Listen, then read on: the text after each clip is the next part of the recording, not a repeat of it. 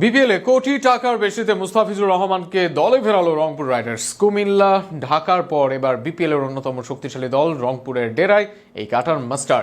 দীর্ঘদিন পর জাতীয় দলে দারুণ ছন্দে আছেন মুস্তাফিজ, তাই এবার তার সুবিধা ভোগ করতে চায় রাইডার্সরাও। এদিকে রংপুরের সঙ্গে যুক্ত থাকতে পারেন আশরাফুল, আর্থার, সোহানরাও।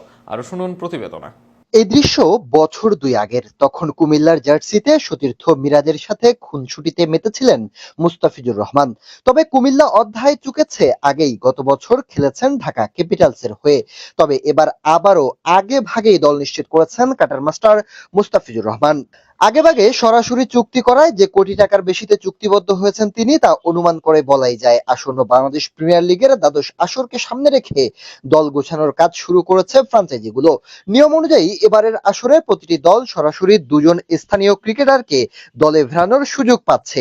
দুই সুযোগ কাজে লাগিয়ে ঘরের ছেলে নুরুল হাসান সোহান ও জাতীয় দলের পেসার মুস্তাফিজুর রহমানকে দলে নিয়েছে রংপুর রাইডার্স। বাংলাদেশি ক্রিকেটের অন্যতম সেরা পেসারকে দলে ফেরানোয় ফ্রাঞ্চাইজিটির মালিক পক্ষ বেশ আশাবাদী এবারের আসর নিয়ে।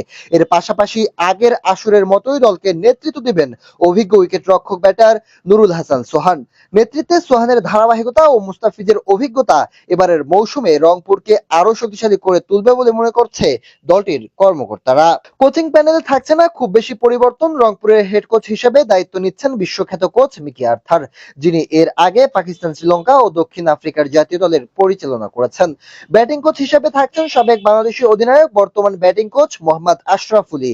এদিকে বিপিএল এর নিলাম হতে পারে ১৭ নভেম্বর, আর খেলার সূচি ঘোষণা হবে শীঘ্রই। তবে সরাসরি চুক্তির তালিকা প্রকাশের মধ্য দিয়েই ইতিমধ্যে জমে উঠেছে বিপিএল ২০২৫-১৬ এর উত্তাপ।